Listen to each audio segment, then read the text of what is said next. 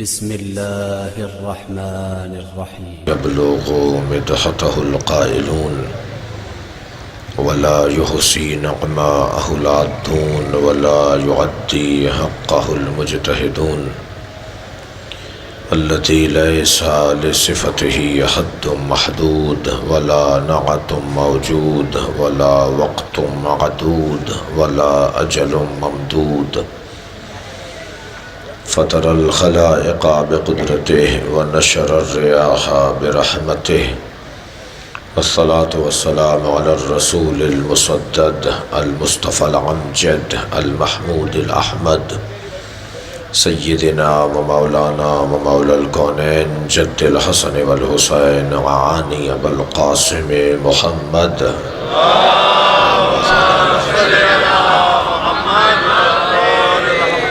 وآله الطيبين الطاهرين المعصومين الذين قال الله إنما يريد الله ليذهب عنكم الرجس أهل البيت ويطهركم تطهيرا.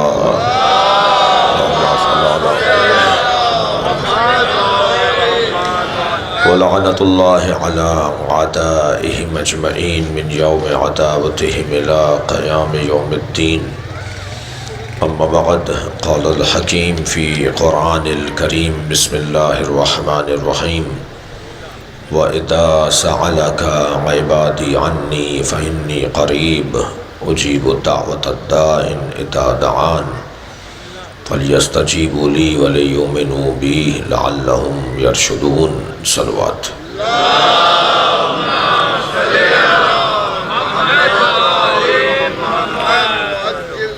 التماس کروں گا ایک مرتبہ سورہ فاتحہ کے لیے. اس مجلس کے بانیان میں ایک نوجوان سلمان مصطفیٰ ابن جناب جمال خورشید صاحب تشریف فرمائے. ان کے والد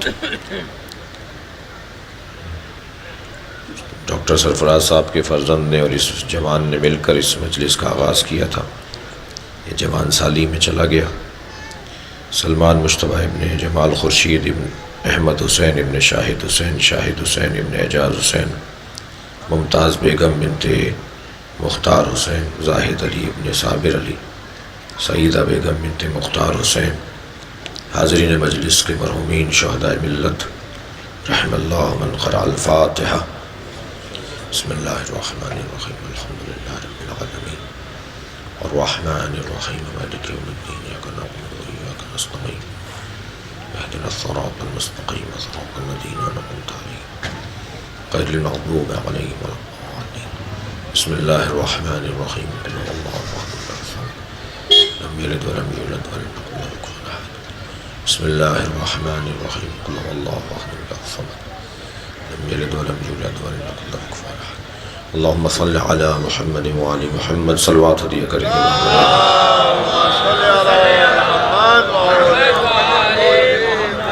سورہ مبارکہ بقرہ کی آیہ کریمہ جس کا نشان ہے 186.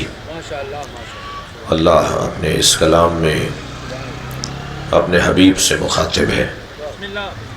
ویسے بھی پورا قرآن ایک عاشق اور معشوق کی گفتگو کو کہا جاتا ہے. صلوات پڑھیں ذرا نبی کی ذات پہ.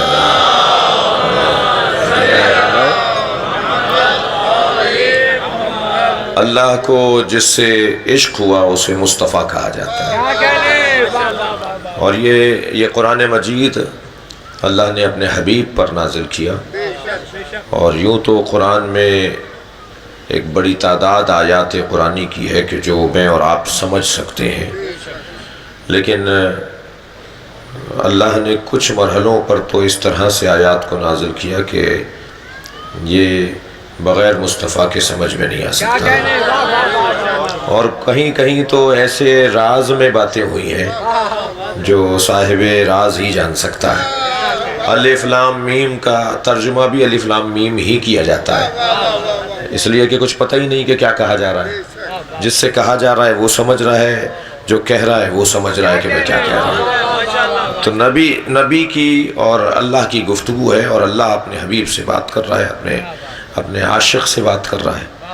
اب میں یہ بھی جملہ آپ کی سماعتوں کے حوالے کر دوں کہ یہ طے کرنا بھی، صغیر بھائی جملہ محسوس کیجئے گا، یہ طے کرنا بھی مشکل ہے کہ اللہ عاشق ہے یا اللہ معشوق ہے۔ اچھا مجھے تھوڑا سا اندازہ ہو رہا ہے کہ آپ اس لفظ سے مانوس نہیں ہیں شاید۔ صلوات پڑھیں ذرا محمد والے۔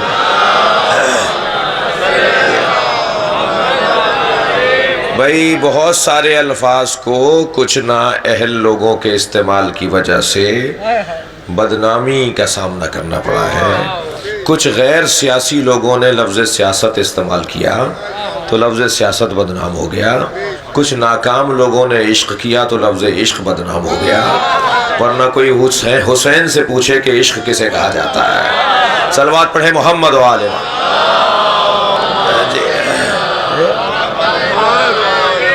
لفظ عشق جو ہے، اب میں ایک حدیث سنا دیتا ہوں آپ کو۔ اللہ حدیث قدسی میں عجیب رنگ ہے، عجیب انداز ہے ذات کردگار کا۔ ارشاد ہو رہا ہے کہ من وجدنی فقط طلبنی، جس نے مجھے من طلبنی فقط وجدنی، جس نے مجھے طلب کیا اس نے مجھے پا لیا، جس نے مجھے چاہا اس نے مجھے پا لیا۔ من طلبنی فقط وجدنی، جس نے مجھے چاہا طلب کیا اس نے مجھے پا لیا۔ ومن وجدنی فقط عرفنی، اور جس نے مجھے پا لیا اس نے مجھے پہچان لیا۔ ومن عرفنی ومن عرفنی فقط عشقنی، اور جس نے مجھے پہچان لیا اس نے مجھ سے عشق کیا۔ ومن عشقنی فانا قتلتہ، اور جو مجھ سے عشق کرتا ہے میں اسے قتل کر دیتا ہوں۔ حدیث قدسی ہے، سن لیجئے ذرا۔ ومن عشقنی فانا قتلتہ، اور جو مجھ سے عشق کرتا ہے اللہ کہہ رہا ہے میں اسے قتل کر دیتا ہوں۔ ومن انا قتلتہ فعلی دیتہ، اور جسے میں قتل کرتا ہوں اس کی دیت بھی مجھ پر ہے۔ بھائی جو قتل کرے گا وہی دیت دے گا نا، جسے میں قتل کرتا ہوں اس کی دیت بھی میرے اوپر ہے۔ وَأَنَا دِيَتُهُ، اور میں خود اس کی دیت بن جاتا ہوں۔ پھر اس کا ہاتھ نہیں ہوتا ید اللہ ہوتا ہے، پھر اس کی آنکھیں نہیں ہوتی عین اللہ ہوتی ہے، پھر اس کے پیر نہیں ہوتے رجل اللہ ہوتے ہیں، پھر اس کا وجود نہیں ہوتا جنب اللہ ہوتا ہے، پھر وہ وجہ اللہ ہوتا ہے، اور پھر حجت اللہ ہوتا ہے۔ صلوات پڑھیں محمد و آل محمد۔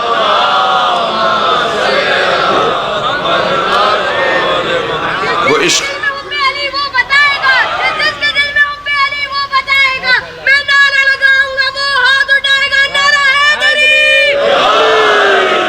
تو مفہوم عشق تو کوئی پوچھے اہل دل سے کہ عشق کہتے کسے ہیں، اور میں جہاں مجلس پڑھ رہا ہوں جو میرے مخاطبین ہیں مجھے خوب اندازہ ہے کہ مجھے کیا پڑھنا ہے۔ ایک صلوات پڑھیں ذرا محمد و آل محمد۔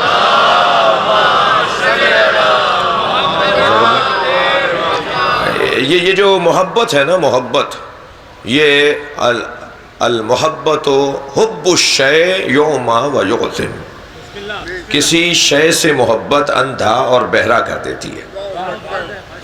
یہ محاورہ بھی ہے اور یہ حدیث سے ماخوذ بھی ہے۔ اس کو عربی بعض احادیث کو محاورات میں یعنی روزمرہ کی گفتگو میں محاورہ کہتے ہیں، عربی میں روزمرہ کی گفتگو میں جو جملے استعمال کیے جاتے ہیں، تو اسے محاورے کے طور پر بھی استعمال کیا جاتا ہے کہ کسی شے سے محبت اسے اندھا اور بہرا کر دیتی ہے۔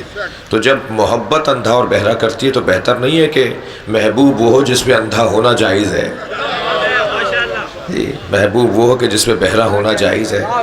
بھئی اسی سے محبت ہو جس کے لیے اندھا ہونا جائز ہے، اس کے نام پر آنکھیں بند ہو جائیں تو پھر اندھیرا نظر نہ آئے بلکہ نور نظر آئے، جس کی وجہ سے اگر کان بند ہو رہے ہیں تو پھر کوئی بات سمجھ میں نہ آ رہی ہو، سنائی نہ دے رہی ہو، مگر اس کی بات سمجھ میں آ رہی ہو۔ تو یہ جو محبت ہے نا، یہ محبت کے بعد کا مرحلہ ہے جسے عشق کہا جاتا ہے، اور اہل دل نے تو اس مفہوم کو بہت روشن کیا ہے۔ آپ دیکھیے اللہ آپ کو لے جائے مولا رضا علیہ السلام کی زیارت کا شرف عطا کرے۔ آپ جب امام کی زیارت کا شرف پائیں گے تو حضرت کے مزار اقدس کے ساتھ ایک بڑی مشہور مسجد ہے جسے مسجد گوہر شاد کہا جاتا ہے، وہ جس کا نیلا گنبد ہے، بہت بڑا گنبد ہے۔ وہ خانم گوہر شاد نے بنوائی تھی، تیمور لنگ کی زوجہ ہے گوہر شاد جس نے یہ مسجد بنوائی تھی، آج افغانستان کے اندر ان کا مزار ہے خانم گوہر شاد کا۔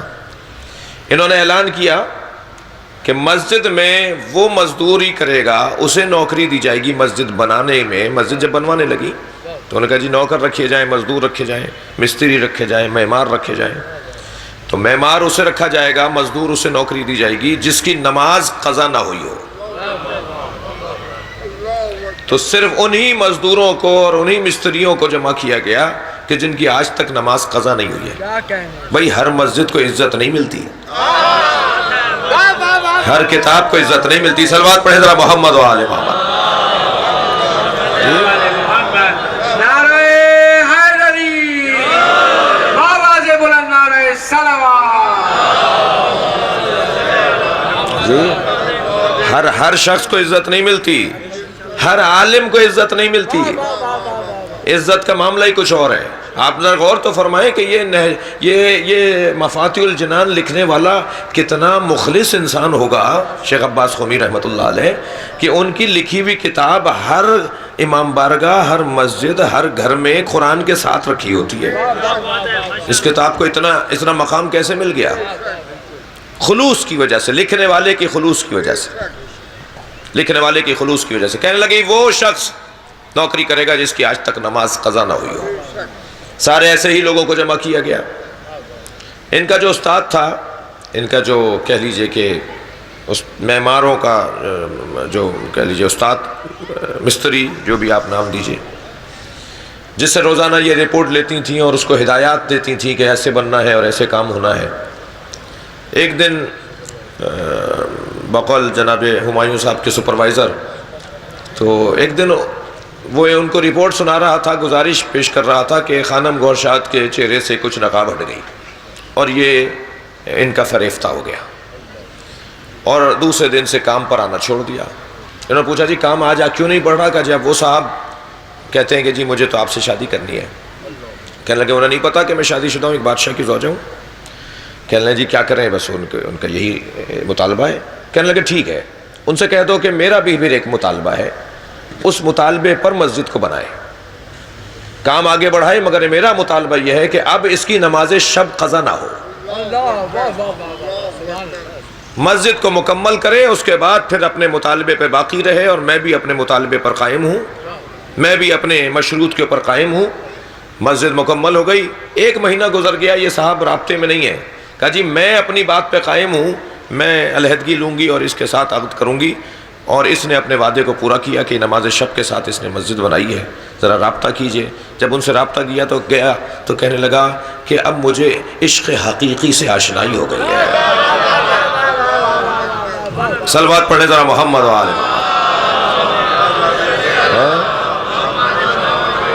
محمد۔ اب میں اللہ کا عاشق ہو گیا ہوں۔ تو عشق حقیقی ہوتا ہی اس سے ہے کہ جس میں سارے کمالات جمع ہوں، جو کبھی شرمندہ کر دے اور کبھی شرمندگی کا سامنا ہو، اس سے عشق حقیقی نہیں ہوتا۔ لہذا مفہوم عشق کو اگر کسی نے روشن کیا ہے کہ کیا کہا جاتا ہے، کسے کہا جاتا ہے عشق، تو وہ امام حسین نے، جناب زہرا کے بچوں نے، مولا علی نے روشن کیا ہے کہ عشق کسے کہا جاتا ہے۔ میں علامہ اقبال کے چند مصرے آپ کے سامنے بیان کر دوں جو میری بات ذرا اور علاقائی اعتبار سے معتبر ہو جائے۔ صلوات پڑھیں ذرا محمد و آل جی۔ علامہ اقبال کہتے ہیں حدیث عشق دو بابست کربلا و دمشق۔ بھائی تھکے ہوئے بیٹھے تو نہیں ہیں نا حضرات، تھوڑی سی گردن ہلا دیجئے۔ حدیث عشق دو بابست کربلا و دمشق۔ عشق کی 2 ہی تو داستانیں ہیں، عشق کی کتاب کے 2 باب ہیں، ایک کو کربلا کہتے ہیں، ایک کو دمشق کہتے ہیں۔ یکے حسین رقم کر دیگرے زینب، ایک باب عشق کو حسین نے لکھا ہے اور ایک باب عشق کو زینب نے لکھا ہے۔ یہ دونوں عاشقوں کا عنوان رکھنے والے لوگ ہیں۔ پھر جناب زہرا کی عظمت پہ علامہ اقبال نے تو پورا قصیدہ لکھ ڈالا۔ فرماتے ہیں مریم از ایک نسبت عیسیٰ عزیز، مریم مادر حضرت عیسیٰ ایک نسبت حضرت عیسیٰ کی وجہ سے کہ عیسیٰ کی ماں ہے، اس وجہ سے صاحب عزت ہے۔ مریم از یک نسبت عیسیٰ عزیز، اسہ نسبت حضرت زہرا عزیز۔ اور 3 نسبتوں کی وجہ سے علامہ اقبال کہتے ہیں 3 نسبتوں کی وجہ سے حضرت فاطمہ زہرا صاحب عزت ہے۔ پہلی نسبت کیا ہے؟ نور چشم رحمت للعالمین۔ صلوات پڑھے محمد و آل محمد۔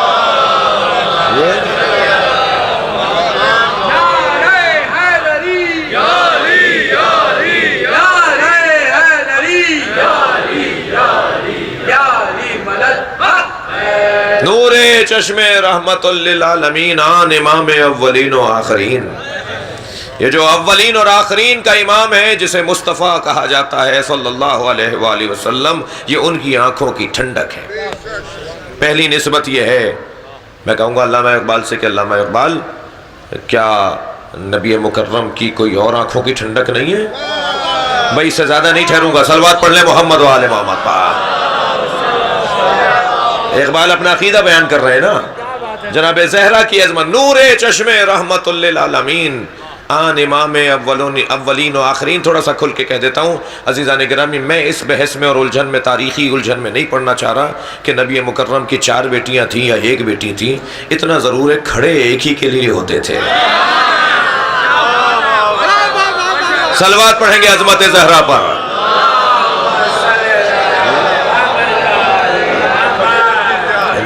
نور چشم رحمت للعالمین آن امام اولین و آخرین. اور پھر دوسری نسبت میں فرماتے ہیں بانو آن تاجدار حل عطا. یہ اس کی زوجہ ہے جس کے سر پہ حل عطا کا تاج لگا ہوا ہے. بانو آن تاجدار حل عطا مرتضی مشکل کشا شیر خدا. اقبال کے مطابق علی کو مشکل کشا کہا جاتا ہے. مصور پاکستان مولا علی کو مشکل کشا کہتے ہیں. مرتضی مشکل کشا شیر خدا. اور تیسری نسبت یہ کہ مادر آن مرکز پرکار عشق. یہ اس کی ماں ہے کہ جو عشق کے دائرے کا مرکز ہے. بھئی اس شعر کے لیے میں نے آپ کو زحمت دی ہے، اصل میرا مطلب یہ شعر تھا. مادر آن مرکز پرکار عشق. طالب علم بیٹھے ہوئے ہیں نا، جو میٹری کے طالب علم بیٹھے ہیں، ریاضی کے طالب علم بیٹھے ہیں نا، آپ ریاضی میں شکلیں بناتے ہیں نا جی، مربع ہے، مخمس ہے، مثلث ہے جی. اسی طرح ایک اور ریاضی کی شکل ہے جسے دائرہ کہا جاتا ہے. تھوڑا سا گردن ہلائیے. جسے دائرہ کہا جاتا ہے. دائرہ جب بنتا ہے نا تو اس کے بننے کے لیے دائرے کی تشکیل سے پہلے مرکز کا ہونا لازمی ہے.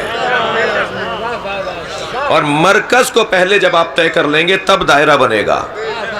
اچھا وہ جو مرکز ہوتا ہے نا وہ قابل رویت نہیں ہوتا.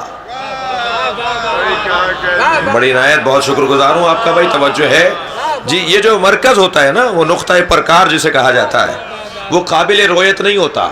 اگر قابل رویت ہو جائے تو پھر قابل تقسیم بھی ہو جاتا ہے. اور جو قابل تقسیم ہو جائے اس کا ایک جز ایک جگہ سے قریب اور دوسری جگہ سے دور ہو جاتا ہے تو پھر وہ مرکز نہیں رہتا. بھائی صلوات پڑھیں محمد و آل محمد. مرکز ہونے کے لیے لازم ہے کہ وہ قابل رویت نہ ہو. مرکز ہونے کے لیے اس کی مرکزیت مرکز پرکار عشق. مادر آن مرکز پرکار عشق. عشق کی جتنی داستانیں، کوئی عاشق، توجہ چاہوں گا، کوئی عاشق کہلانے کے قابل نہیں ہے جب تک وہ حسینی نہ ہو جائے. تم کیسے عاشق ہو، تم حسین کو نہیں جانتے؟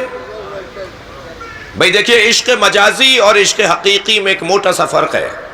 دقت چاہوں گا. میرے لیے خوش قسمتی ہے کہ جوانوں کی تعداد مجلس میں بہت ہے. اور جو بزرگ بھی بیٹھے ہیں وہ ایمان کے جذبے سے جوان ہیں. اور ویسے بھی یہ بزرگ جو ہے وہ جنت میں جوان ہو کے ہی جائیں گے. تو میں جوانوں سے ہی بات کر لوں تو بہتر ہے. صلوات پڑھے محمد و آل محمد. میں بھی جوانوں سے تھوڑا مخاطب ہو جاؤں. جی بسم اللہ. مجھے منتظمین کی طرف سے ہدایت مل رہی ہے کہ جو حضرات پیچھے تشریف فرما ہے آنے والوں کو جگہ مل، تھوڑا سا آگے آ جائیے، تھوڑا قریب آ جائیں، جگہ بناتے ہوئے تھوڑا صلوات پڑھتے ہوئے تھوڑا آگے ایک دوسرے کی. آئیے قلوب کا سہارا لیتے ہوئے آگے آئیے. برائے خشنودی محمد و آل محمد علیہ السلام بلند تر صلوات.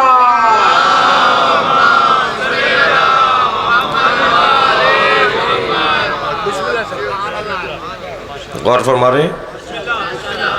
مادر آن مرکز پرکار عشق. حسین یعنی عاشق. میں ایک جملہ کہہ رہا تھا، سن لیجئے. یہ جو عشق مجازی کا شکار لوگ ہیں نا، میں ان سے کہوں گا کہ وہ عشق ہی کیا جو کہیں بند گلی کا شکار ہو جائے. بھئی عشق مجاز، غور فرمائیں گے، عشق مجازی میں عشق مجازی میں مجھے معاف کریں گے، یہ لفظ جو ہے وہ میں نے پہلے کہہ دیا کہ بہت سارے لفظوں کی طرح بدنام ہو گیا، تو میں کسی لفظ کے بدنام ہونے سے لفظ تو نہیں چھوڑوں گا نا، اس کو اس کی حیثیت میں پلٹانا بھی تو ممبر کا کام ہے۔ تو اب علامہ اقبال کے اشعار کی تشریح کیسے ہوگی جب تک میں عشق کے مفہوم کو نہیں سمجھوں گا؟ تو یہ جو عشق مجازی ہے نا، یہ اس کا جو عاشق ہوتا ہے، عشق مجازی کا عاشق، عشق مجازی میں عاشق کو پا لینا ہی کمال ہے، اور عشق حقیقی میں عاشق کو پا لینا آغاز ہے۔ ابھی تو بات شروع ہو رہی ہے، ابھی تو پہنچے ہیں ہم اس دروازے پر، ابھی تو آغاز عشق ہے، پا لینا تمام ہونا نہیں ہے، پا لینا آغاز ہے۔ مادریان مرکز، اب امام حسین، کوئی دنیا کا عاشق نہیں ملے گا جو حسینی نہ ہو، لہذا غور فرمائیں، غیر مسلم اگر حسین کے دروازے پر ہے تو اسی وجہ سے تو ہے کہ عشق کی داستان حسین نے رقم کی ہے۔ جسے علامہ اقبال نے پھر ایک اور جگہ کہا کہ بے خطر کود پڑا آتش نمرود میں عشق، عقل ابھی محو تماشائے لب بام رہی۔ میں علامہ کے دوسرے مصرے سے بہت زیادہ متفق نہیں ہوں، طالب علم ضرور ہوں، مگر طالب علم ہی استادوں پر اعتراض بھی کرتے ہیں۔ یہ عقل ابھی محو تماشائے، بھائی عقل کو آپ نے عشق سے دور کر دیا۔ میں کہتا ہوں کہ عقل کا عروج ہی عشق کہلاتا ہے۔ نہیں ہو سکتا کہ عقل ہو اور عقل کی کمال کے اوپر پہنچا ہوا اور وہ عاشق نہ ہو۔ آپ فرما رہے ہیں کہ عشق آگ میں کود گیا اور عقل ابھی چھت پہ کھڑا دیکھ رہا تھا۔ یہ میں اردو میں ترجمہ کر رہا ہوں نا، عقل ابھی محو تماشائے لب بام، بام کہتے ہیں، میں جوانوں سے کہہ رہا ہوں، بام کہتے ہیں چھت کو، جی ابھی چھت کے کنارے پہ لب بام، چھت کے کنارے پہ عقل کھڑی دیکھتی رہ گئی اور عشق کود گیا۔ نہیں، وہ جو کودا ہے وہ عشق، وہ جو کودا ہے وہ عقل کا کمال ہے۔ کمال عقل ہی کو عشق کہا جاتا ہے، یہ کمال عقل کی بنیاد۔ دیوانگی کو عاشق نہیں کہتے، دیوانگی کو عشق نہیں کہا جاتا، انتہائے کمال کو عشق کہا جاتا ہے۔ میرے حساب سے وہ جو نمرود کی بیٹی چھت پہ کھڑی ہوئی پکار رہی تھی کہ اسے نہ جلاؤ، اور اسے علامہ اقبال نے عقل کہا ہے۔ کہ عقل تو مشورہ دیتی ہے نا، اور عشق کام کر بیٹھتا ہے، شاید یہ کہنا چاہ رہے ہیں۔ اور بہرحال بعد میں وہ نمرود کی بیٹی بھی کود گئی تھی، وہ بھی کودی تھی حضرت ابراہیم۔ جب کہا نا، جب نہیں مانی اس کی بات، نمرود کی بیٹی پکارتی رہی اسے نہ جلاؤ، اسے نہ جلاؤ، یہ غلط نہیں کہہ رہا تھا، یہ صحیح کہہ رہا ہے۔ اور حضرت ابراہیم کو جب اسے جاتے ہوئے دیکھا اور آگ بھڑکتے ہوئے دیکھا تو ایک مرتبہ اس نے بہت پکارا، مگر جب کسی نے اس کی نہیں سنی تو وہ بھی چھلانگ لگا دی، اس نے بھی، وہ بھی کود گئی۔ اور وہ بھی جناب ابراہیم کے اس معیت کی وجہ سے، ہمراہی کی وجہ سے، ساتھ دینے کی وجہ سے، وہ جو عشق کی وادی کی راہی ہوئی، اسے بھی آگ نے اثر نہیں کیا۔ صلوات پڑھے ذرا محمد و آل محمد۔ جی داستان بڑی عجیب ہے، میں بس یہاں زیادہ نہیں ٹھہرنا چاہوں گا۔ عشق جو ہے کمال عقل کو کہا جاتا ہے۔ فرما رہے ہیں مادریان مرکز پرکار عشق، مادریان کاروان سالار عشق۔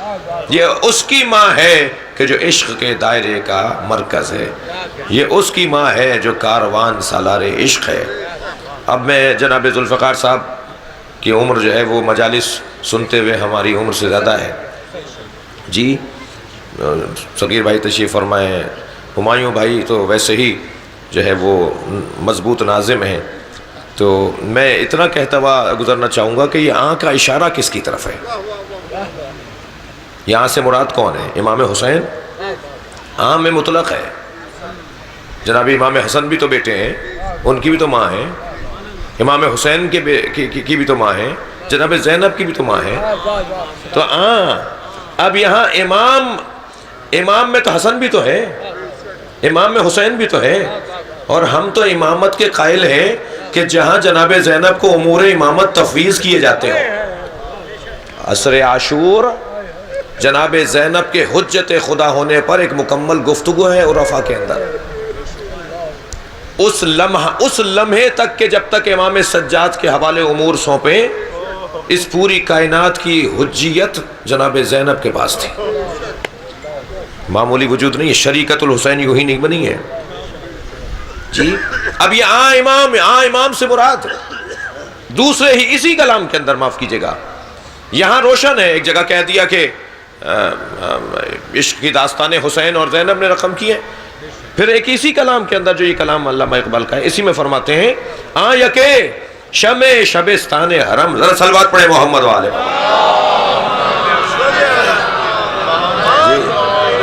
جی امام حسن کو یاد کر رہے ہیں، آن سے مراد اب آن کی تشریح کر رہے ہیں، آن یکے شمع شبستان حرم حافظ جمعیت خیر الامم، وہ آن یکے وہ کہ جس نے جو شمع شبستان حرم ہے، حرم الہی کی شمع ہے، اللہ کے گھر میں اندھیرا ہو جائے اگر حسن مجتبی نہ ہو، آن یکے شمع شبستان حرم حافظ جمعیت خیر الامم، ساری امتوں میں جو بہترین امت ہے وہ نبی کی امت ہے، اس نبی کی امت کو بچایا کس نے ہے؟ جس نے نبی کی امت کو بچایا ہے وہی حسن مجتبی ہے، حافظ جمعیت خیر الامم۔ اب دو مصرے دوسرے دیکھیے جس میں علامہ اقبال نے تاریخ کی ایک الجھن کو دور کیا ہے، دقت چاہوں گا، میرے مولا نے کسی کی بیعت کی تھی، یہ شام کے معاملات اور مولا علی کی شہادت کے بعد امام حسن کی جو صلح ہے، یہ صلح ہے یا بیعت ہے؟ علامہ اقبال نے تو میرے حساب سے صلح بھی نہیں مانی ہے، بیعت کا تو ویسے ہی انکار کر رہے ہیں وہ۔ علامہ اقبال کیا فرما رہے ہیں دوسرے دو مصروں میں؟ تا نشیند آتش پیکاروں کی، تا نشیند آتش پیکاروں کی، توجہ چاہوں گا، یہ دشمنی کی اور جھگڑے کی اور لڑائی کی آگ کو ٹھنڈا کرنے کے لیے تا نشینت آتش پیکاروں کی پشت پازد برسرے تاج و نگی، امام حسن نے بیعت نہیں کی ہے، تاج و تخت کو لات ماری ہے۔ صلوات پڑھے محمد و آل محمد پر، اس سے بلند اور بہتر صلوات نبی کی ذات پر۔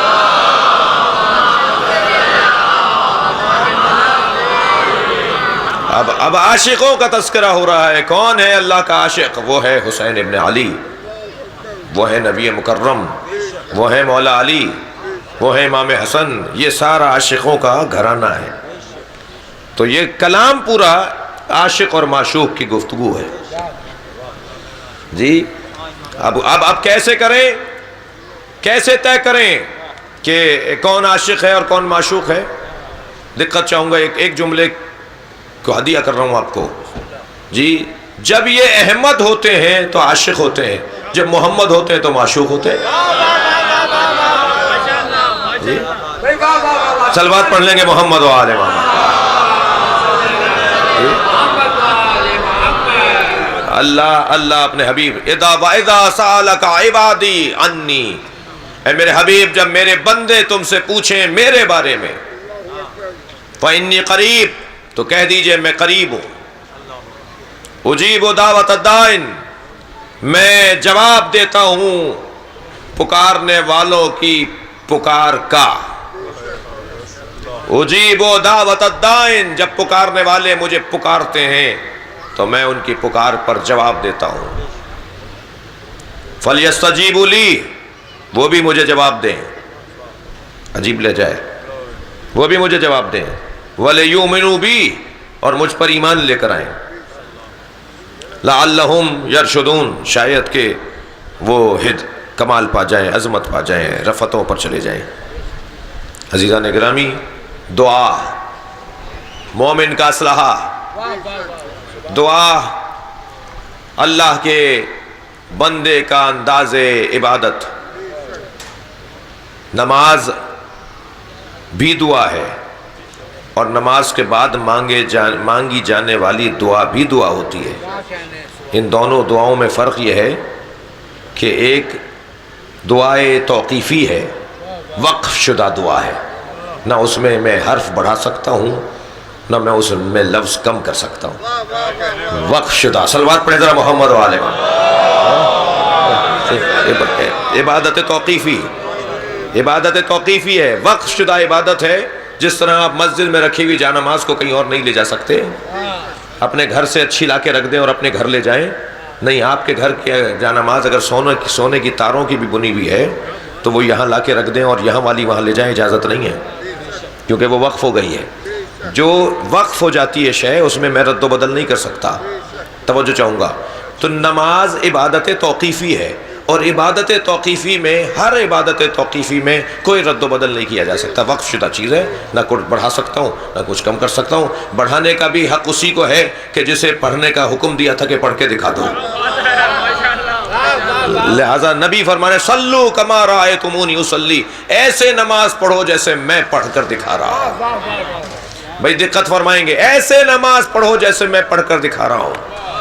میرے مولا نبی کی رحلت کے بعد جب 3 دور گزرے اور چوتھے دور میں مولا علی نے بظاہر حکومت سنبھالی اور پہلی مرتبہ ریاستی انداز سے اور سرکاری انداز سے میرے مولا نے نماز جماعت کی امامت فرمائی، تو جیسے ہی نماز مکمل ہوئی تو اصحاب نے آپس میں کہنا شروع کیا لقد ذکرتنی صلاۃ محمدہ، آج علی نے ہمیں محمد کی نماز یاد کروا دی۔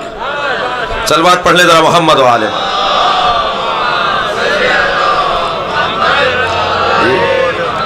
اب یہ عبادت جو نماز کی صورت میں ہے، یہ در حقیقت خود دعا ہے۔ صلاۃ کا لغوی معنی ہے دعا، مگر یہ دعا جو ہے نماز، یہ 2 رکعت صبح کی ہے، میں اپنی پسند سے 3 رکعت نہیں کر سکتا۔ یہ 4 رکعت ظہر کی ہے، میں اپنی پسند سے 6 رکعت نہیں کر سکتا۔ یہ جتنی رکعتیں ہیں، ہر رکعت میں 1 قیام ہے، 1 رکوع ہے، 2 سجدے ہیں، میں 3 سجدے نہیں کر سکتا، 4 سجدے نہیں کر سکتا، میں 2 رکوع نہیں کر سکتا، میں اپنی مرضی سے اللہ کا ذکر بھی اپنی مرضی سے نہیں کر سکتا، یعنی اللہ ہی کا ذکر ہوگا تو میں اپنی مرضی سے اس میں بڑھا نہیں سکتا، توقیفی ہے۔ مگر جو اس کے بعد میں دعا مانگ رہا ہوں وہ دعا توقیفی نہیں ہے، وہ اختیاری ہے، وہ میرے ہاتھ میں ہے کہ میں کیا مانگوں اور کیا نہ مانگوں۔ بھائی دقت چاہوں گا اس مرحلے پر، نماز پڑھنے سے کسی کی معرفت کا اندازہ نہیں ہو سکتا۔ بھائی دقت فرمائیں، نماز پڑھنے سے کسی کی معرفت کا اندازہ نہیں ہو سکتا، اس لیے کہ یہ تو سب کو ہی پڑھنا ہے۔ بھائی یہی سورہ الحمد نبی بھی پڑھتے تھے اور وہ بھی پڑھتے تھے جنہیں کچھ نہیں پتا تھا، وہ لوگ بھی، اچھا میں اور کہہ دیتا ہوں، یہی سورہ الحمد امام حسین بھی پڑھتے تھے نماز میں، اور یزیدی لشکر بھی پڑھتا تھا۔ نماز ظاہری یہاں بھی تھی، نماز ظاہری وہاں بھی تھی۔ معرفت کا اندازہ ہوگا نماز کے بعد ادا کرنے والی دعا سے کہ کیا معرفت ہے، کیا دیکھتے ہو تم اللہ کو۔ صلوات پڑھیں گے محمد و آل محمد۔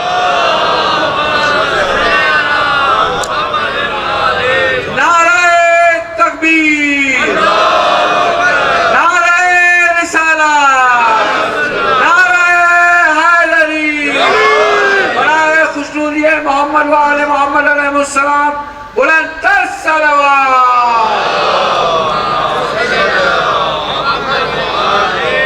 اور ہر شخص کو جو مقام اور عظمت نصیب ہوگی وہ اس کی معرفت کی بنیاد پر، جتنی معرفت بلند ہوتی چلی جائے گی اللہ کے نزدیک اس کا مقام بلند ہوتا چلا جائے گا،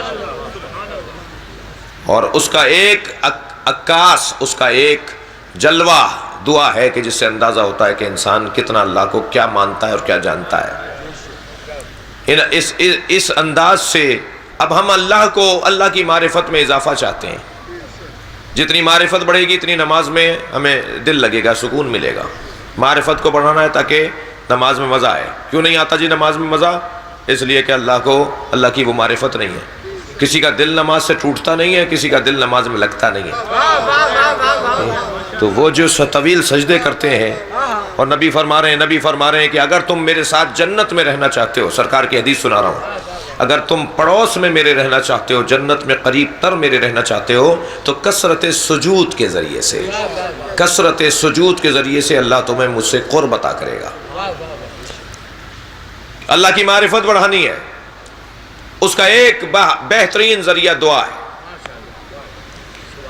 یہ بچہ اگر کسی گورنر کے سامنے چھوڑ دیا جائے اور آپ اس کے ساتھ جائیں تو یہ وہاں کھڑا ہو کر وہ حرکتیں کر رہا ہوگا جو آپ کو پسند نہیں آ رہی ہوں گی۔ یہ وہاں رکھے ہوئے گلاس کو بھی شاید توڑنے کی کوشش کرے، یہ وہاں رکھے ہوئے کسی اور چیز کے اوپر بھی جو ہے وہ حملہ آور ہو جائے۔ آپ کیوں پریشان ہو رہے ہیں اور اسے کوئی پریشانی نہیں ہے؟ کیوں؟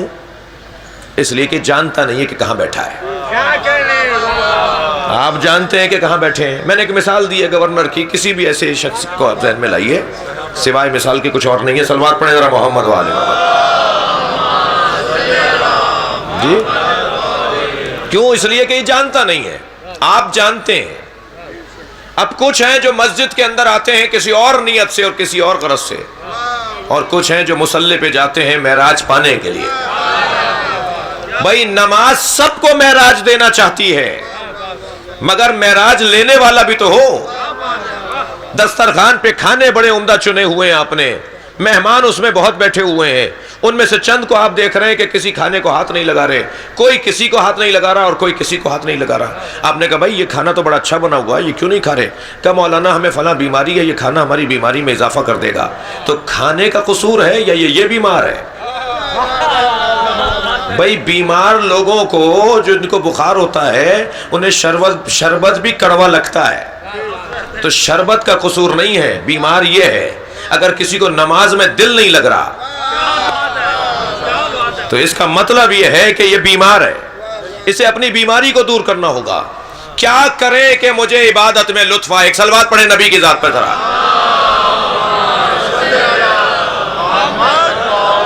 بھائی امام زین العابدین کی مجلس میں تو ایسے ہی بیان ہوگا۔ ایک صلوات اور پڑھیں محمد و آل محمد۔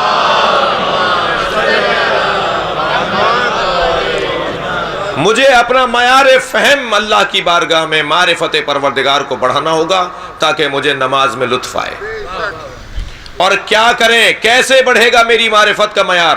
اس کا ایک بہترین ذریعہ دعا، اس کا ایک بہترین ذریعہ دعا۔ دعائیں تو بہت سے لوگوں نے کی ہوں گی اللہ کی بارگاہ میں، کچھ محفوظ ہو گئی تاریخ کے صفحوں پر، کچھ محفوظ نہیں ہوئیں۔ البتہ جو محفوظ ہوئی ہیں وہ بھی اس قابل تھیں کہ محفوظ کی جائیں۔ جی لہذا کبھی نبی مکرم اللہ کی بارگاہ میں دعا کر رہے ہیں، نبی کی دعاؤں پر غور کرنے کی ضرورت ہے۔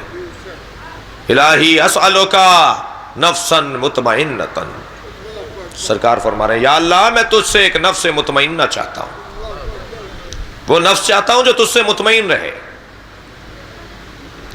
سورہ مبارکہ فجر کی آخری آیت میں ارشاد ہو رہا ہے یا ایتھا النفس المطمئنہ ارجعی الی ربک راضیۃ مرضیہ۔ راضیہ اس میں فاعل ہے، مرضیہ اس میں مفعول ہے۔ راضی ہوتا ہے بندہ جب اللہ سے راضی ہو جائے، مرضی ہوتا ہے کہ جب اللہ اس سے راضی ہو جائے۔ یہاں پر اللہ کہہ رہا ہے پہلے بندے مجھ سے تو راضی ہو جا تبھی تو میں تجھ سے راضی ہوں گا۔ یعنی اللہ چاہتا یہ ہے کہ بندے مجھ سے راضی ہو جائیں کہ میں جس گھر میں پیدا ہوا ہوں ٹھیک پیدا ہوا ہوں، فلاں زبان بولنے والا پیدا ہوا ہوں ٹھیک پیدا ہوا ہوں، اتنے پیسے میرے پاس ہیں ٹھیک ہیں، اتنی میری صلاحیتیں اور توانائیاں ہیں یہ ٹھیک ہیں، میں اللہ کی تقسیم پر راضی ہو جاؤں، اسے کہتے ہیں راضیتاً، اور پھر اللہ راضی ہوگا مرضیتاً۔ نفس سے مطمئنہ چاہیے، اللہ کے حبیب اللہ سے مانگ رہے ہیں۔ آگے بڑھیے، مولا کائنات نے کیا مانگا ہے؟ دعائے صبح کے اندر، دعائے کمیل کے اندر مولا نے ہمیں اللہ سے بات کرنے کا سلیقہ عطا کیا ہے۔ آپ شیعوں سے اگر کوئی پوچھے کہ آپ کا عقیدہ توحید کیا ہے تو زیادہ الجھے نہیں، دعائے کمیل پکڑا دیں کہ یہی ہمارا عقیدہ توحید ہے، یہ جو مولا علی نے ہمیں بتائی ہے۔ ممکن ہے کوئی کہ صاحب اس سے آپ کا کیا تعلق ہے؟ اس کا نام ہے دعائے کمیل۔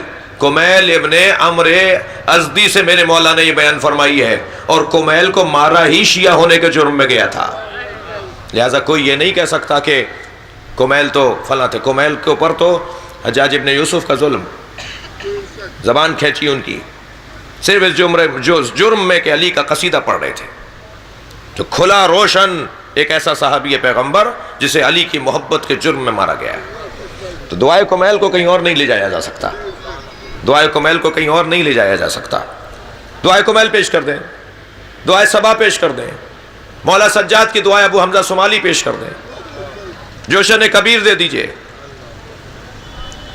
کیا صفات بیان ہو رہے ہیں جوشن کبیر کے اندر، ایک ایک فراز، ایک ایک جو اس کا جو پیراگراف ہے وہ مکمل معرفت الہی کا باب ہے۔ 100 باب قائم کیے ہیں معصوم امام نے اللہ کی معرفت کی۔ دعائے صبا، دعا کمیل۔ اچھا مولا علی کی بات کر رہا تھا۔ مولا کائنات اگر ان کی ساری دعاؤں کو کہا جائے کہ صاحب ان کی ساری دعاؤں کا نچوڑ کس دعا کو کہا جائے تو وہ یہ دعا ہے جو میں بھی آپ کو سنا دیتا ہوں۔ الہی کفا بی عدہ ان اکون لکا عبدہ، یا اللہ میرے لیے سب سے بڑی عزت یہ ہے، کون کہہ رہا ہے؟ علی، یا اللہ میری سب سے بڑی عزت یہ ہے کہ میں تیرا بندہ ہوں، وَكَفَى بِي فَخْرًا أَن تَكُونَ لِي رَبًّا، اور علی کا سب سے بڑا فخر یہ ہے کہ تو علی کا رب ہے۔ صلوات پڑھیں محمد و آل محمد۔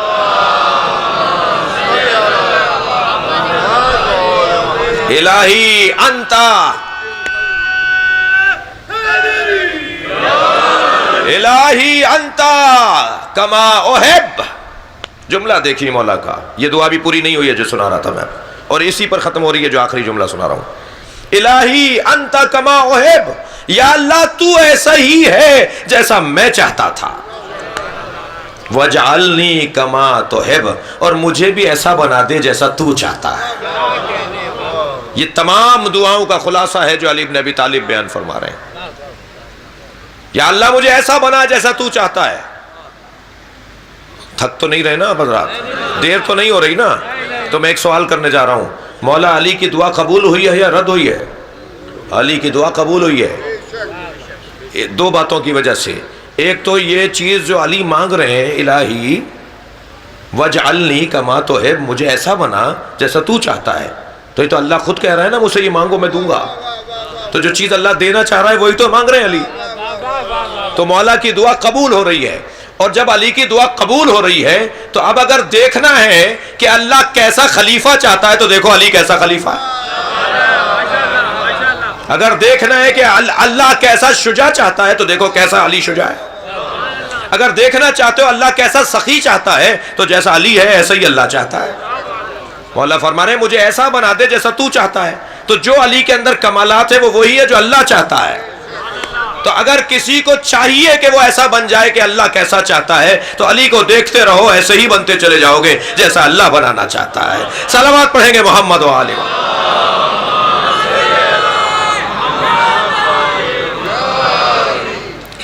ان دعاؤں کے سلسلے میں ایک عظیم باب صحیفہ سجادیہ ہے، 52 دعائیں ہیں میرے مولا سجاد کی اس صحیفے کے اندر، اور میرے معصوم امام نے اللہ سے مانگنے کا ہمیں ڈھنگ سلیقہ عطا کیا ہے۔ 3 کام امام نے اپنی زندگی میں اپنائے، 3 طریقے زندگی گزارنے کے، امام کی زندگی کے 3 انداز، یا اپنے گھروں میں، اپنے گھر میں غلاموں اور کنیزوں کی صورت میں لوگوں کو خرید کر انہیں قرآن کی تفسیر پڑھا اور سکھا کر، نبی کی حدیثوں کا حافظ بنا کر، بہانے بہانے پر آزاد کر کے ایک مکمل مبلغ روانہ کر دیتے تھے۔ حدیث پر پابندی تھی۔ سن لیجئے ذرا 2-4 منٹ امام کی سیرت کی یہ 3 پہلو۔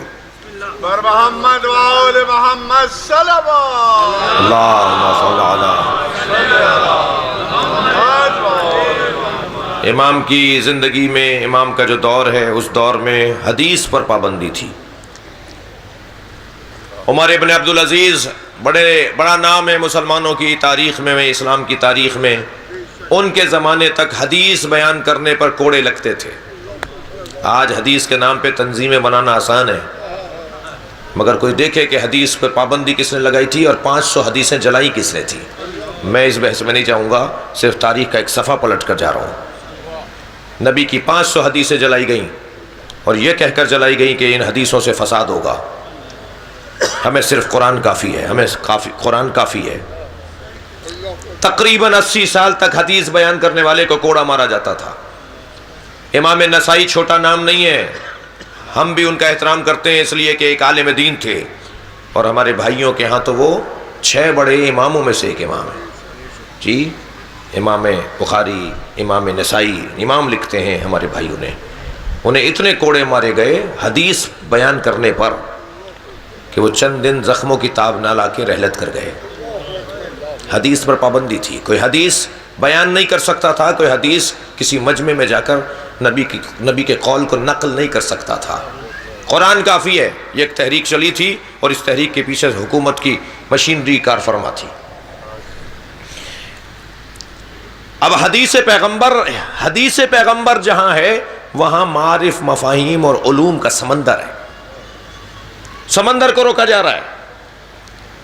معارف، مفاہیم اور علم کا سمندر ہے جس کے اوپر بند باندھا گیا ہے کہ اگر کوئی حدیث بیان کرے گا تو اس کی یہ سزا ہے۔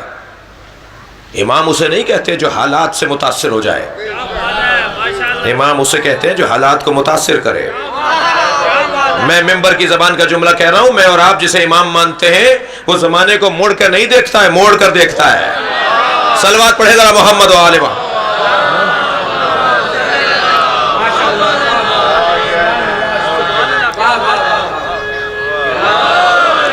علی جیسا بساتے دہر پا گوہر نہیں دیکھا، کئی صدیاں ہوئی پر ایسا قداور نہیں دیکھا۔ وہ واحد شخص ہے جس نے کہ اپنی عمر بھر ظاہر زمانہ موڑ کر دیکھا، کبھی موڑ کر نہیں دیکھا۔ واہ واہ، صلوات پڑھیں گے ذرا محمد و آل محمد۔ واہ بھائی واہ، آباد آباد نقو صاحب، جزاک اللہ۔ ناظم میں نے تو پہلے یہ اقرار کر لیا تھا، مضبوط ناظم ہے، اور یہی کام، یہی ناظم کا انداز ہوتا ہے۔ حدیث پر پابندی۔ اب حدیث میں جملہ تکرار کر رہا ہوں، حدیث ایک معرفت کا سمندر، نبی کے جو اقوال ہیں، نبی کی زبان سے نکلے ہوئے الفاظ، وہ معرفت کا سمندر ہے، وہ علم کا ایک سمندر ہے، اسے روک دیا گیا۔ ہم جنہیں امام مانتے ہیں وہ کسی کے پابند نہیں ہیں، وہ مشیت کے پابند ہیں۔ کیا کریں؟ میرے معصوم امام کپڑے اپنے خود طے کرتے تھے، خود اپنے کپڑوں کو تبدیل کرتے تھے، خود اپنے کپڑوں کو پانی سے نکالتے تھے، اپنا کھانا خود بناتے تھے، اپنا بستر خود سیدھا کرتے تھے، اپنا بستر خود لپیٹتے تھے، اور 80 کنیزیں تھیں اور 100 سے زیادہ غلام تھے۔ دقت فرمائیں، امام کے 100 سے زیادہ غلام تھے، امام سجاد کی 80 کنیزیں تھیں۔ جو اپنا بستر خود طے کرتا تھا، اپنا بستر خود سیدھا کرتے تھے، پانی مانگنے کے لیے صرف اپنی کنیز کو یا اپنے غلام کو آواز دیتے تھے، اس لیے کہ حکم ہے کہ پانی کے لیے آپ اپنے والدین کو بھی کہہ سکتے ہیں۔ جی اتنا اجر ہے پانی پلانے کا کہ آپ والدین کو کہیے تاکہ یہ اجر اور یہ ثواب والدین کو بھی ملے۔ واحد کام ہے جو ماں باپ کو کہا جا سکتا ہے۔ جی جس کی اتنی کنیزیں، جس کے اتنے غلام، کام وہ اپنا خود کرتے تھے، یہ غلام رکھے کیوں تھے، یہ کنیزیں رکھی کیوں تھیں؟ مقصد یہی تھا کہ غلام اور کنیز خریدتے تھے، انہیں نبی کی حدیثوں کا حافظ بناتے تھے، اور پھر ایک پانی پلا دینے پر آزاد کر دیتے تھے۔ اور صلوات پڑھ لیں ذرا محمد وال۔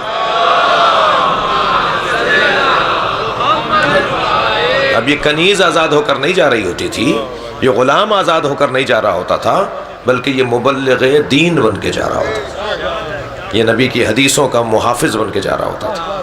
ایک کام میرے مولا کا مدرسہ علمی کی تشکیل، یہ علمی مدرسہ تھا کنیز اور غلاموں کی صورت میں۔ دوسرا جو آپ کی سیرت کا بڑا غالب پہلو ہے وہ یہی جو میں ابھی بات کر رہا تھا، جو میرا مقدمہ گزرا ہے پورا، وہ ہے ادعیہ کے ذریعے، دعاؤں کے ذریعے سے امام نے اپنی حاجات کو اللہ کی بارگاہ میں رکھا ہے۔ معرفت الہی کا سامان، اللہ کی معرفت کا سامان۔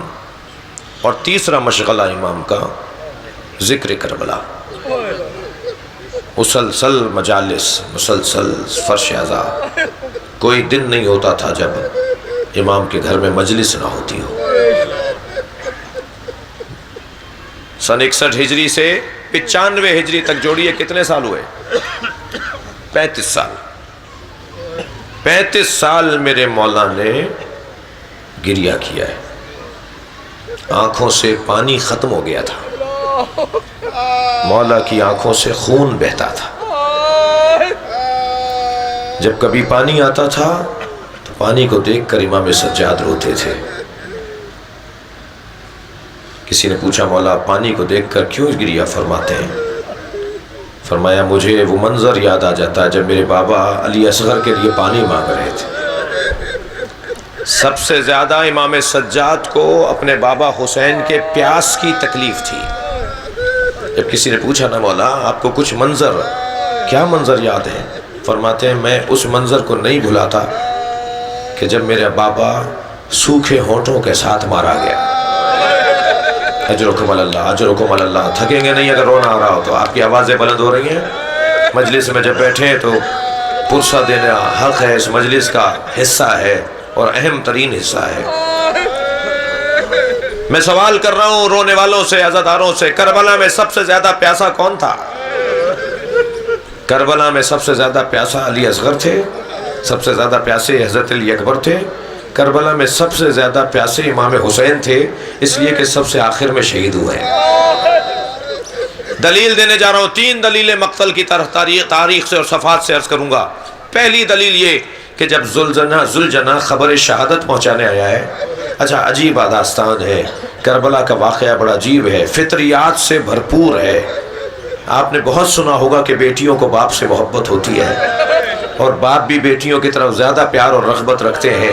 میں نے کربلا کے میدان میں دیکھا ہے، ذوالجناح جب امام حسین کی شہادت کی خبر سنانے آیا ہے نا، خیمہ گاہ کی طرف دوڑتا ہوا آیا ہے، ایسے پیر مار رہا تھا زمین پر جیسے ماتم کر رہا ہو۔ مقتل کا جملہ ہے، اس کے گلے سے ایسے آواز نکل رہی تھی جیسے جانور ذبح ہوتا ہے تو نرخڑے سے آواز نکلتی ہے۔ اور میرے مولا سجاد سے کسی نے پوچھا تھا، مولا یہ کیا کہتا ہوا آ رہا تھا؟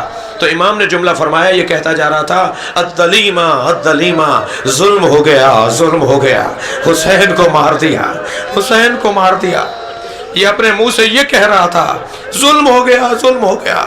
اور یہ آیا ہے خیمہ گاہ کی طرف۔ سنیں گے عزادارو، ذوالجناح نے جناب زینب کے خیمے کا رخ نہیں کیا، ذوالجناح نے جناب رباب کے خیمے کا رخ نہیں کیا، ذوالجناح وہاں نہیں گیا جہاں ام لیلہ تھی، ذوالجناح وہاں نہیں گیا جہاں امام سجاد تھے، ذوالجناح اس خیمے میں گیا ہے، اس خیمے کے در پہ گیا ہے جہاں سکینہ تھی، اس لیے کہ بیٹی کو خبر دینی ہے، بیٹی کو خبر دینی ہے بابا مارا گیا۔ ایک مرتبہ بی بی باہر آئی بابا کے گھوڑے کی آواز سن کر، میری بی بی سکینہ نے جب دیکھا کہ زین ڈھلکی ہوئی ہے، رکاب زمین پر خط بنا رہی ہے، بابا گھوڑے پر نہیں ہے، گھوڑا تنہا آیا ہے، تو انتہائی وقار کے ساتھ پیر اٹھائے، سمجھداریاں قربان ہو اولاد حسین پر، کربلا والوں پر عقل مندیاں قربان ہو، حوصلہ اور ہمت قربان ہو جناب سکینہ پر، انتہائی وقار کے ساتھ قدم اٹھائے اور گھوڑے کے قریب جا کر کہا، اے بابا کے گھوڑے اتنا بتا دے، میرے بابا کو پانی پلا کر مارا یا میرے بابا کو پیاسا مار دیا؟ ایک دلیل، کربلا میں سب سے زیادہ پیاسے امام حسین تھے۔ دوسری دلیل سنیں گے، کربلا میں سب سے زیادہ پیاسا کون تھا؟ کربلا میں سب سے زیادہ پیاسا امام حسین تھے۔ اس کی دلیل یہ ہے کہ امام سجاد نے انگشت شہادت سے قبر پر یہ نہیں لکھا ھذا قبر الحسین الذی قتلوا مظلوما، یہ اس کی قبر ہے جسے مظلوم مارا، یہ اس کی قبر ہے جسے غریب مارا، یہ اس کی قبر ہے جسے گھیر کے مارا، یہ اس کی قبر ہے جسے بھوکا مارا۔ امام نے کیا لکھا؟ الذی قتلوا عطشانا، یہ اس کی قبر ہے جسے پیاسا مارا۔ کربلا میں سب سے زیادہ پیاسے امام حسین ہیں۔ پانی کو دیکھتے ہیں تو امام سجاد روتے ہیں، کھانا سامنے آ جاتا ہے تو امام زین العابدین روتے ہیں۔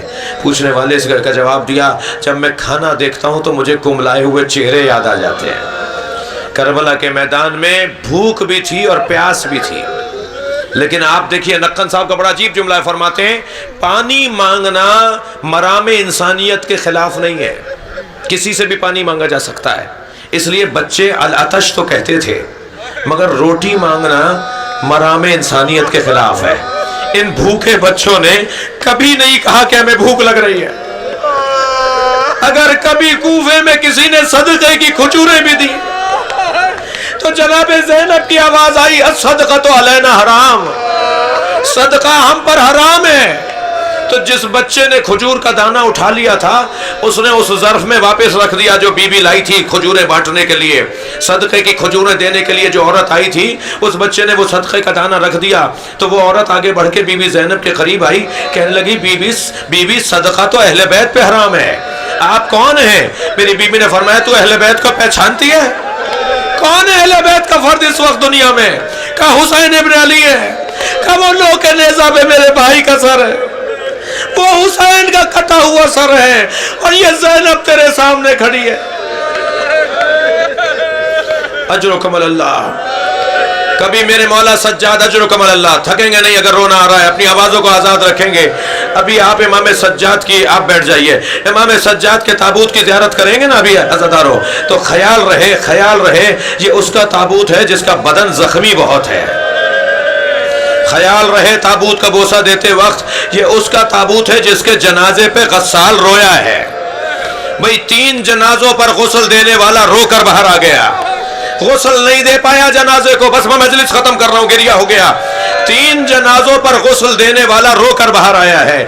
ایک جنازہ جناب زہرا کا جنازہ ہے، مولا علی کے رونے کی آواز گلی میں سنائی دی جا رہی تھی۔ سلمان نے کوچے میں سنا تھا کہ علی زہرا کو غسل دیتے ہوئے رو رہے تھے۔ پوچھا ہے مولا آپ جیسا صابر امام کسی نے نہیں دیکھا۔ فرمایا جب میں زہرا کو غسل دے رہا تھا تو زہرا کی 2 پسلیاں ٹوٹی ہوئی تھی، مجھے فاطمہ نے نہیں بتایا میری پسلیاں ٹوٹی ہوئی ہیں۔ اجرکم اللہ۔ دوسرا جنازہ سنیں گے عزادارو، وہ جناب سکینہ کا جنازہ ہے۔ کسی نے پوچھا تھا امام سجاد سے مولا آپ کی عمر تو اتنی نہیں ہے، آپ ضعیف کیسے ہو گئے، آپ پر یہ بڑھاپا کیسا ہے؟ تو آنکھوں میں آنسو بھر کے فرمایا بہن کے جنازے نے بوڑھا کر دیا، سکینہ کے جنازے نے زین العابدین کو بوڑھا کر دیا۔ بی بی کے جنازے کو غسل دینے کے لیے جو غسالہ آئی تھی نا، وہ روتی ہوئی باہر آئی اور امام سجاد سے کہنے لگی اے اسیر زندان، اتنا بتائیے آپ کی بہن کو بیماری کیا تھی، کس بیماری میں یہ بچی مری ہے؟ میرے مولا نے فرمایا میری بہن کو کوئی بیماری نہیں تھی۔ کہنے لگی جب میں نے کرتا علیحدہ کیا تو بدن پہ نیلے نشان تھے۔ میرے مولا کی آنکھوں میں آنسو آ گئے، یہ تازیانوں کے نشان ہیں۔ اجرکم اللہ۔ ایک اور جنازہ سن لیجئے۔ میرے مولا امام محمد باقر کو بلایا اپنے قریب، کہا محمد باقر بتاؤ زہر دے دیا ہے حشام نے، میرے مولا کے بدن میں زہر کا اثر بڑھ چکا ہے، شہادت قریب ہے 25 محرم 95 ہجری۔ میرے مولا نے امام باقر کو بلا کر کہا محمد باقر بتاؤ کربلا میں کتنے سال کے تھے؟ امام باقر نے فرمایا بابا میں 3 سال کا تھا۔ کہا باقر بتاؤ کربلا میں تم نے کیا دیکھا؟ اب امام محمد باقر مصائب سنا رہے ہیں، امام سجاد گریہ کر رہے ہیں۔ فرمایا بابا میں نے دیکھا دادا حسین علی اکبر کا لاشا لائے ہیں، میں نے دیکھا دادا حسین قاسم کا لاشا لائے ہیں، میں نے دیکھا دادا حسین علی اصغر کا لاشا لائے ہیں۔ ایک ایک شہید کا بیان امام باقر نے بیان کیا اور امام سجاد نے گریہ کیا۔ سنیں گے کس جملے پر مولا کی روح پرواز کر گئی؟ امام باقر نے فرمایا بابا میں نے دیکھا دادی زینب کے سر سے چادر اتر رہی ہے۔ میرے مولا نے رونا شروع کیا، اتنی دیر روتے رہے کہ آواز آئے انا للہ وَإِنَّا إِلَيْهِ رَاجِعُونَ۔ زین العابدین مولا شہید ہو گئے، ماتم حسین۔ اگر آپ ہمارے لیٹسٹ ویڈیوز کے بارے میں جاننا چاہتے ہیں تو ہمارے چینل کو سبسکرائب کریں اور بیل آئیکن کو پریس کریں۔ شکریہ۔